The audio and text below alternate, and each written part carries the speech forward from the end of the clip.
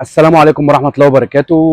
موتور هولمان مية، واحد حصان وواحد وربع وواحد ونص واتنين حصان وتلاتة حصان.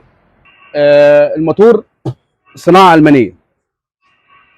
ثانيا ملف نحاس، ريشة توجيه ظهر وحماية حرارية وعمود استانلس، ساقية نحاس. الموتور الاتنين حصان، ده الموتور الاتنين حصان زي ما قلنا، ساقية نحاس، ملف نحاس، حماية حرارية، ريشة توجيه ظهر، عمود استانلس.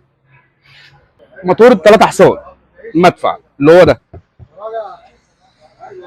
منتج الماني اصلي، ضمان 5 سنين والصيانه.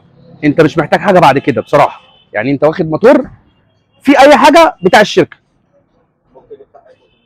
ممكن نفتح موتور، يعني تعالى كده استنى.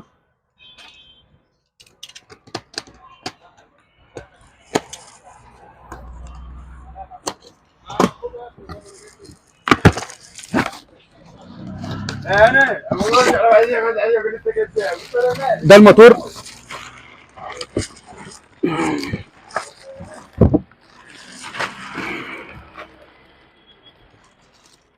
الواحد حصان زي ما انتم شايفين اهو.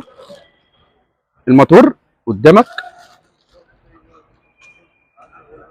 صناعه المانيه، مش تيكت بس، كمان محفور عليه اسمه وبلده.